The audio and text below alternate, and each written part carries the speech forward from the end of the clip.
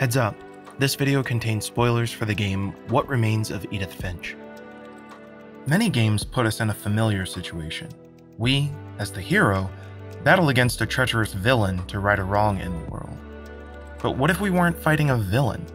What if Mario and Bowser were just two forces pushing against each other for their own definitions of success?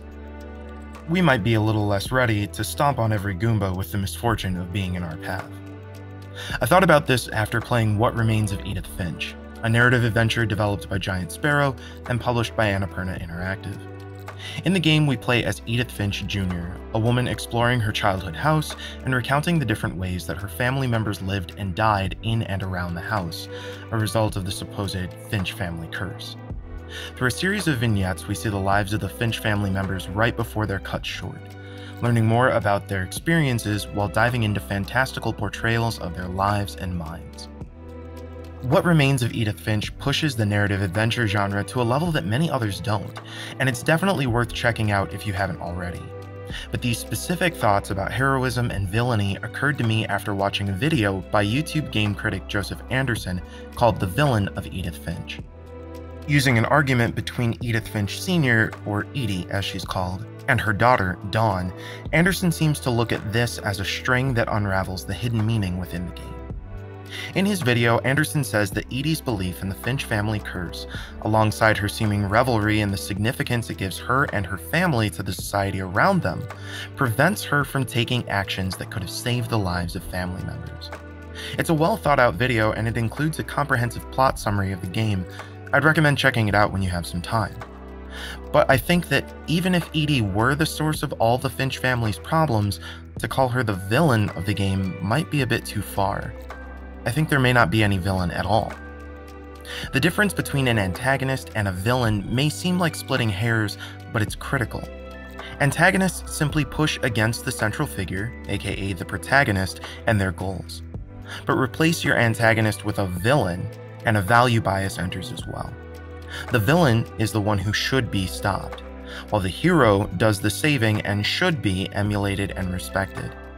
Casting Edie as the villain makes Dawn our implicit hero. Edie wants to tell stories of the Finch history and curse, but Dawn wants to ground her children in supposed objective reality, claiming those stories are the very things that have killed children of her own. But our game's protagonist is neither Dawn nor Edie, it's Edith, and for her, this subject seems less black and white. Dawn may have literally torn her away from Edie's stories as a child, but Edith still returns to the family house later in life to explore and learn. Edith contemplates whether the family stories are a good or bad influence, but she still leaves the journal with her telling of those stories for her own son. And maybe if we saw Edie actively trying to perpetuate the curse, essentially murdering her children or family members, the villainous tag would fit more precisely, but the game doesn't seem to suggest this chain of events. It's possible that Edith, fondly remembering her grandmother, edited her presentation of events in the journal to protect her grandmother's memory, but I think there's a more direct solution. The Finches aren't heroes or villains, they're just people. They're strange, talented, isolated people, but they're just people. Perhaps the family curse is just a penchant that we all carry as humans to try to make something out of nothing, to find order amidst chaos. Edie in her youth loses both her father and her family house in one fell swoop, and tying those events to the curse that her father was supposedly fleeing means that the death isn't random, it's intentional, significant, and her pain is justified, setting the stage for so many other tragedies. The Finch family experiences loss after loss for a wide range of reasons, and maybe the curse is the drug that Edie uses to cope. A drug that comes with consequences, highs and lows. A curse means that the actors are right, it's just the world is wrong, and there's nothing that can be done about it. But, like Lewis's drug usage doesn't fix his problems, neither does Edie's curse fix hers. Framing Edie as the villain takes the opposite stance. The world is right, but the actor is wrong. Fix or remove the actor and everything is fine again. But Edie's neglect doesn't seem intentional, and some family deaths happen completely outside of her influence. Her willingness to dive into the stories of the curse doesn't mean she caused, enjoyed, or even wished for the deaths of her loved ones. Edie's desire to tell stories may very well be the antagonist to Dawn's desire to raise Edith without their history, but that doesn't make her a villain.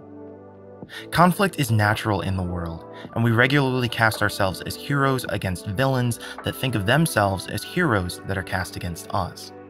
And to be clear, there are certainly actors in this world whose decisions disproportionately harm others and should be stopped. But applying this logic to every situation we encounter in life is to make a majestic kingdom out of a monotonous job at a cannery. Some situations are just not cut and dry. People can love each other and still hurt each other, and hurt themselves. What Remains of Edith Finch is a story about a family being a family, experiencing unexpected loss and pain, and dealing with it in the ways that make sense to them, even if those coping mechanisms have serious consequences. But to cast them as villains or heroes in this context not only deprives these characters of the humanity they were so well crafted with, but it prevents us from learning from that humanity as well.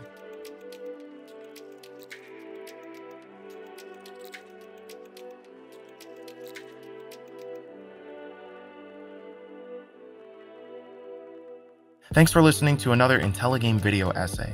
As always, a big shout out to the IG video team, producer and editor Adam Garner, sound designer and composer Gautam Srikishan, writer and narrator me, Josh Boykin, and content reviewer Jenny Wyndham.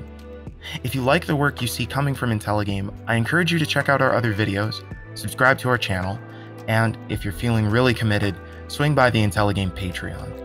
For just a few dollars a month, you can help support thoughtful gaming content and build up this community.